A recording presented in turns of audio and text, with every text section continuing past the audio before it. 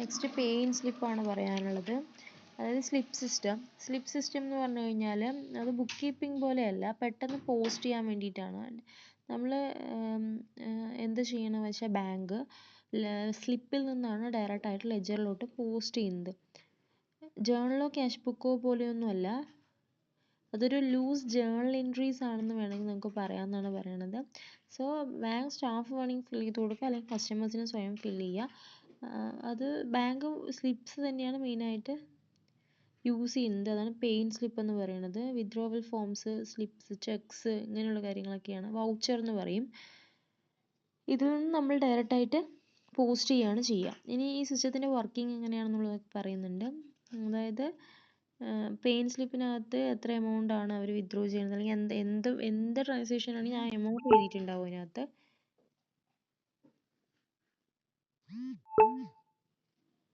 അതേപോലെ തന്നെ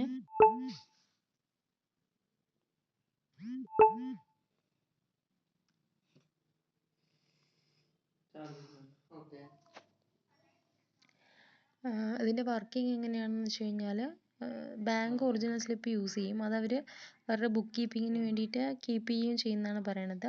അതേപോലെ തന്നെ ക്യാഷ് റിസീവ്ഡ് കൗണ്ടർ ബുക്കിലാണ് ഇതാദ്യം എൻ്റർ ചെയ്യുക, പേ ഇൻ സ്ലിപ്പിലെ കാര്യങ്ങൾ. Received cash book, general cash book, ഫൈനലായിട്ട് ജനറൽ ലെഡ്ജർ, ഇതിലൊക്കെയാണ് റെക്കോർഡ് ചെയ്യുക. Pay in slip current account ആയിട്ടാണ് ട്രീറ്റ് ചെയ്യണമെന്ന് പറഞ്ഞു. പിന്നെ അതേപോലെ തന്നെ ലെഡ്ജർ ക്ലർക്കാണ് എമൗണ്ടൊക്കെ കസ്റ്റമേഴ്സ് അക്കൗണ്ടിൽ ക്രെഡിറ്റ് ചെയ്യുന്നത്. അപ്പോൾ ഇങ്ങനെയുള്ള കാര്യങ്ങളൊക്കെയാണ് ഇതിനകത്ത് പറയണത്.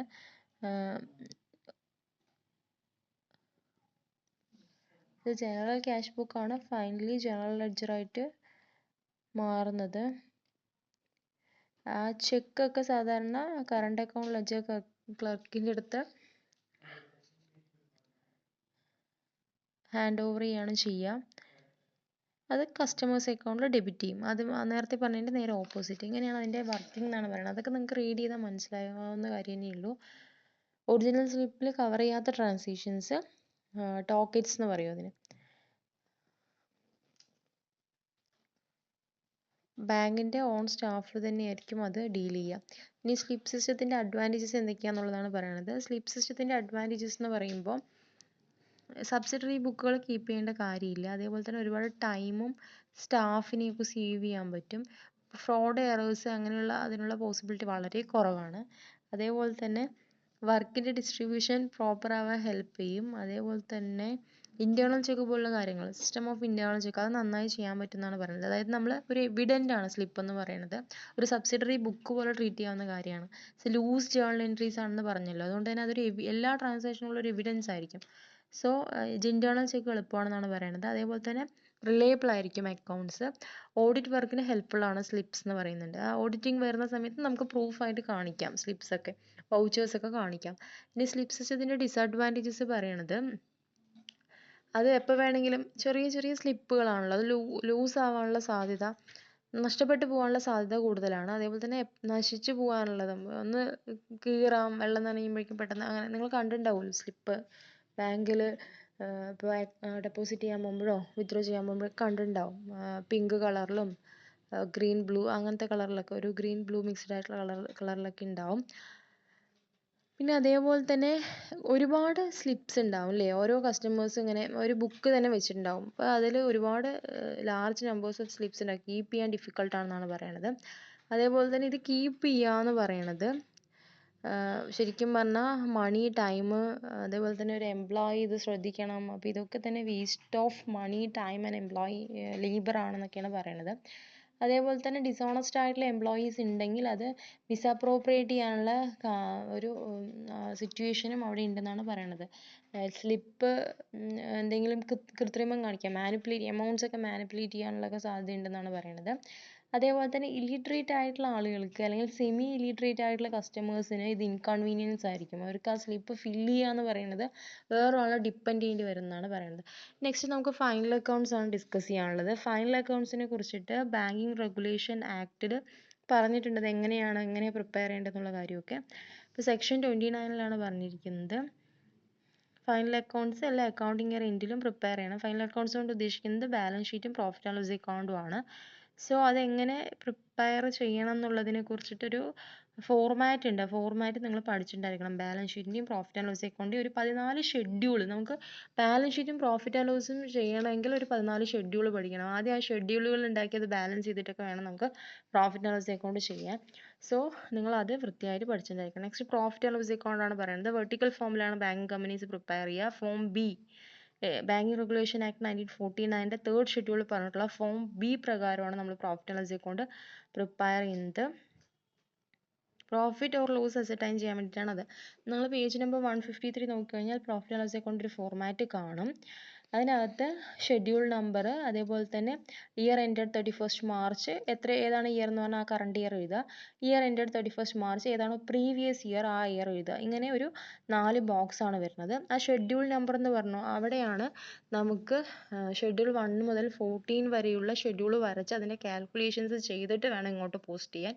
സോ 14 ഷെഡ്യൂൾ നിങ്ങൾ ബൈ ഹാർട്ടായിട്ട് അതിൻ്റെ ഫോമാറ്റ് പഠിച്ചിട്ടുണ്ടായിരിക്കുക തന്നെ വേണം. അത് ഞാൻ അതിനകത്തുള്ള ഐറ്റംസ് പറഞ്ഞു തന്നിട്ടൊന്നും കാര്യമില്ല, നിങ്ങൾ തന്നെ മനസ്സിലാക്കി അത് ബൈ ഹാർട്ട് ചെയ്ത് പഠിക്കണം. സോ പ്രോഫിറ്റ് ആൻഡ് ലോസ് അക്കൗണ്ടിനകത്ത് ഇൻകം ആണ് ഫസ്റ്റ് കാറ്റഗറി വരുന്നത്. അതിൽ ഇൻട്രസ്റ്റ് ഏൺഡ് എന്നുള്ളത് നമ്മൾ ഷെഡ്യൂൾ 13 വരച്ചിട്ട് വേണം കാൽക്കുലേറ്റ് ചെയ്യാൻ. ഷെഡ്യൂൾഡ് 13 ഇൻട്രസ്റ്റ് ഏൺഡ് അത് പേജ് നമ്പർ 153 ഞാൻ ഈ വോയിസ് ഇട്ട് കഴിഞ്ഞാൽ അതിൻ്റെ പിക്കൊന്ന് വാട്സപ്പിൽ ഇടാം. അതിനകത്ത് interest or discount on advances or ബില്ലാണ് വരുന്നത്. അതേപോലെ തന്നെ ഇൻകം ഓൺ ഇൻവെസ്റ്റ്മെൻറ്റ് വരുന്നുണ്ട്. Interest on balances with reserve bank of India and other Inter bank funds, others മറ്റ് എമൗണ്ടുകൾ അതുമായി റിലേറ്റ് ചെയ്തിട്ടുള്ള ഇത്രയും കാര്യങ്ങളാണ് അതിനകത്ത് വരുന്നത്. സോ അതാണ് ഷെഡ്യൂൾ 13 എന്ന് പറയുന്നത്. ആ ഷെഡ്യൂൾ 13 ചെയ്തിട്ട് ആ എമൗണ്ടാണ് ഇവിടെ എടുത്തെഴുതേണ്ടത്. പിന്നെ അതർ ഇൻകം എന്ന് പറയുന്നത് ഷെഡ്യൂൾ 14 ആണ്. അതർ ഇൻകത്തിനകത്ത് കുറേ കാര്യങ്ങൾ വരുന്നുണ്ട്. Commission, exchange and brokerage, profit on sale of investment, അതിൽ നിന്ന് loss on sale of investment less ചെയ്യണം. അതേപോലെ തന്നെ profit on revaluation of investment, അതിൽ നിന്ന് loss on revaluation of investment ഉണ്ടെങ്കിൽ അത് ലെസ് ചെയ്യണം. Profit on sale of land and building other assets, അതിൽ നിന്ന് loss on sale of land building other assets ഉണ്ടെങ്കിൽ ലെസ് ചെയ്യണം. പ്രോഫിറ്റ് ഓൺ എക്സ്ചേഞ്ച് ട്രാൻസാക്ഷൻ, അതിൽ നിന്ന് ലോസ് ഓൺ എക്സ്ചേഞ്ച് ട്രാൻസാക്ഷൻ ഉണ്ടെങ്കിൽ ലെസ് ചെയ്യണം. Income earned by way of dividend from subsidiary companies or joint ventures, അതേപോലെ തന്നെ മിസിലേനിയസ് ഇൻകം, ഇതൊക്കെ കൂടെ ആഡ് ചെയ്യുമ്പോൾ നമുക്ക് അതർ ഇൻകം കിട്ടുക. അതർ ഇൻകം കിട്ടിയിട്ട് വേണം നമ്മളിവിടെ പ്രോഫിറ്റ് ആൻഡ് ലോസ് അക്കൗണ്ടിൽ അതർ ഇൻകം ഷെഡ്യൂൾ 14 പറഞ്ഞിട്ട് എടുത്തെഴുതാൻ. എന്നിട്ട് ഇത് രണ്ടും കൂടെ ടോട്ടൽ ചെയ്താലാണ് നമുക്ക് ടോട്ടൽ ഇൻകം കിട്ടുക. അത് പ്രോഫിറ്റ് ആൻഡ് ലോസ് അക്കൗണ്ടിലോട്ട് എഴുതാം. അപ്പോൾ ഇതാണ് ആദ്യത്തെ ഒരു സെഷൻ എന്ന് പറയുന്നത്. അത് കഴിഞ്ഞ് നമുക്ക് എക്സ്പെൻഡിച്ചർ ആണ് എഴുതാനുള്ളത്. അതിൽ ഇൻട്രസ്റ്റ് എക്സ്പെൻഡഡ് ഷെഡ്യൂൾ 15 വരുന്നതാണ് ഇൻട്രസ്റ്റ് എക്സ്പെൻഡഡ് എന്നുള്ളത്. Schedule 15 interest on deposit, interest on reserve bank of India, Inter bank borrowing, others, ഇത്രയും കാര്യങ്ങളാണ് വരുന്നത്. അത് ചെയ്ത് കഴിഞ്ഞാൽ ഇൻട്രസ്റ്റ് എക്സ്പെൻഡഡ് കിട്ടും. അപ്പോൾ ഇവിടെ എടുത്ത് എഴുതാം. ഓപ്പറേറ്റിംഗ് എക്സ്പെൻസസ് ഷെഡ്യൂൾ 16 ആണ്. So schedule 16 payment to and provisions for employees, rent, taxes and lighting, printing and stationery, advertisement and publicity, depreciation on bank's property, directors fees, allowances and expenses, auditors fees and expenses, law charges, postage, telegrams, telephones, repairs and maintenance, insurance, other expenditure. ഇങ്ങനെ ഞാൻ പറഞ്ഞാൽ നിങ്ങൾക്ക് മൈൻഡിൽ നിൽക്കണമെന്നില്ല എന്നെനിക്ക് അറിയാം. ഞാനിത് photo എടുത്ത് ഇടാം. ഇത് നിങ്ങൾ പഠിക്കണം. എന്തൊക്കെ ഐറ്റംസ് വരും എന്നുള്ളത് ഇതിനകത്ത് കൊടുത്തിട്ടുണ്ട്. ഈ ഷെഡ്യൂളിന് ശേഷം ഇപ്പം ഞാൻ അയക്കുന്ന ഈ ലിങ്കിനകത്ത് പ്രോഫിറ്റ് ആൻഡ് ലോസ് അക്കൗണ്ട് ഫോർമാറ്റാണ് ഉണ്ടാവുക.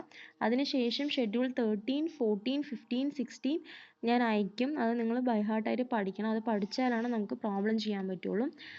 ഈ ഷെഡ്യൂൾ മാത്രമല്ല 1 മുതൽ 14 വരെയുള്ള ഷെഡ്യൂൾ കമ്പൽസറി ആയിട്ട് മുഴുവനായിട്ടും പഠിച്ചിട്ടുണ്ടായിരിക്കണം. അത് കഴിഞ്ഞാൽ ഇൻകം എന്നുള്ള കാറ്റഗറിയിൽ എന്തൊക്കെയാണ് വരിക, ഇൻട്രസ്റ്റ് ഏൺഡ് എന്നുള്ള കാറ്റഗറിയിൽ എന്തൊക്കെയാണ് വരിക, അതർ ഇൻകത്തിൽ എന്തൊക്കെയാണ് വരിക, എക്സ്പെൻഡിച്ചറിൽ എന്തൊക്കെയാണ് വരിക, ഓപ്പറേറ്റിംഗ് എക്സ്പെൻസിൽ എന്തൊക്കെ കാര്യങ്ങളാണ് വരിക, ഇൻട്രസ്റ്റ് എക്സ്പെൻഡഡിൽ എന്തൊക്കെ കാര്യങ്ങളാണ് വരിക എന്നുള്ള കാര്യങ്ങൾ. അതേപോലെ തന്നെ അപ്രോപ്രിയേഷൻ എങ്ങനെയാണ്, appropriation of profit and loss account എങ്ങനെയാണ്, പ്രോഫിറ്റ് ആൻഡ് ലോസിൽ എങ്ങനെയാണ് എഴുതേണ്ടത് എന്നുള്ള കാര്യമൊക്കെ തിയറി വ്യക്തമായിട്ട് നിങ്ങളുടെ ടെക്സ്റ്റ് ബുക്കിനകത്ത് 154 to 157 പറഞ്ഞിട്ടുണ്ട്. അത് നിങ്ങൾ റീഡ് ചെയ്യണം. കാരണം ഓരോ ഐറ്റത്തിലും ഇപ്പോൾ ഷെഡ്യൂൾ 13 ഇൻട്രസ്റ്റ് ഏൺഡിൽ എന്തൊക്കെ കാര്യങ്ങൾ എഴുതണം എന്നുള്ളത് നിങ്ങൾക്ക് ഇത് വായിച്ചാലേ മനസ്സിലാവുള്ളൂ. അതേപോലെ തന്നെ ഷെഡ്യൂൾ 14 അതർ ഇൻകത്തിനകത്ത് എന്തൊക്കെ കാര്യങ്ങൾ വരുന്നുള്ളത് ഈ തിയറി 156 പേജ് നമ്പർ 156 വായിച്ചാലേ മനസ്സിലാവുള്ളൂ. ഓപ്പറേറ്റിംഗ് എക്സ്പെൻസിനകത്ത് എന്തൊക്കെ വരിക, റെൻറ്റും ടാക്സും ലൈറ്റിങ്ങും സാലറീസ് ആൻഡ് വേജസും ഇങ്ങനെയുള്ള കാര്യങ്ങളൊക്കെയാണ് വരിക എന്നുള്ളത് ഇത് മനസ്സിലാക്കിയിട്ടുണ്ടായിരിക്കണം. ഓപ്പറേറ്റിംഗ് എക്സ്പെൻസസ് എന്നുള്ള കാറ്റഗറി അത് ഏതാണ്, ഷെഡ്യൂള് 16 അതിനകത്താണ് salary, wage, rent, tax, depreciation, auditors fees, allowances, expenses, law charge, postage, telegram, telephone expense ഇതൊക്കെ വരുന്നത്. സോ ഇത് മനസ്സിലാക്കണമെങ്കിൽ ഇത് നിങ്ങൾ വായിച്ചിട്ട് ഒന്ന് ഏതൊക്കെ ഐറ്റത്തിനകത്ത് ഏതൊക്കെ ഹെഡിങ്ങിനകത്താണ് ഓരോ ഐറ്റവും വരിക എന്നുള്ളത് മനസ്സിലാക്കിയിട്ടുണ്ടായിരിക്കണം. ഇത് ഞാൻ പറഞ്ഞു തന്നിട്ട് കാര്യമില്ല, നിങ്ങൾ പഠിക്കേണ്ട കാര്യം തന്നെയാണ്. സോ പഠിക്കുക, ഷെഡ്യൂൾ പഠിക്കുക. ഞാൻ ഇത് കഴിഞ്ഞിട്ട് 3 ഷെഡ്യൂളിൻ്റെ ഫോട്ടോ ഇടാം, അത് ആദ്യം പഠിക്കുക. ഒരു പ്രോബ്ലം പറയാം എങ്ങനെയാണ് ചെയ്യുക എന്നുള്ളത്. നിങ്ങൾ ഷെഡ്യൂൾ പഠിക്കാതെ ഈ ചാപ്റ്റർ ഒന്നും ചെയ്യാൻ സാധിക്കില്ല. നിങ്ങൾക്ക് തന്നെ ഷെഡ്യൂൾ നിങ്ങൾ തന്നെ പഠിക്കുകയാണെങ്കിൽ നിങ്ങൾക്ക് തന്നെ ചെയ്യാവുന്നതേ ഉള്ളൂ. ഒന്നും ചെയ്യാനില്ല ഇതിനകത്ത്. ഓരോ ഷെഡ്യൂളും എഴുതിയിട്ട് ആ ഷെഡ്യൂളിനകത്ത് വരുന്ന പ്രോബ്ലം തന്നിട്ടുണ്ടാവും, അതിൽ നിന്ന് ഓരോ ഷെഡ്യൂളിനകത്തും വരുന്ന ഐറ്റംസ് എടുത്ത് എഴുതുക, ആ ഷെഡ്യൂൾസ് ബാലൻസ് ചെയ്യുക, ടോട്ടൽ ചെയ്യുക, ആ total amount profit and loss അക്കൗണ്ടിൽ ആ ഓർഡറിൽ എഴുതുക, profit and loss account balance ചെയ്യുക. ഇത്രയും ഇതിനകത്ത് ചെയ്യാനുള്ളൂ. ശരി, എന്തായാലും നമുക്ക് നോക്കാം. പ്രോബ്ലം ഞാൻ പറഞ്ഞു തരുമ്പോൾ നിങ്ങൾക്ക് ക്യാച്ച് ചെയ്യാൻ പറ്റുമായിരിക്കും. നിങ്ങൾ എന്തായാലും ഷെഡ്യൂൾസ് ഓരോന്നും പഠിക്കുക. ഓരോ ഷെഡ്യൂളിനകത്തും എത്ര ഷെഡ്യൂൾ ഉണ്ട്, ഏതൊക്കെയാണ് ആ ഷെഡ്യൂൾസിൻ്റെ നെയിംസ്, അതിനകത്ത് എന്തൊക്കെ ഐറ്റം വരുന്നത്, അത് നിങ്ങൾ വ്യക്തമായി പഠിക്കുക.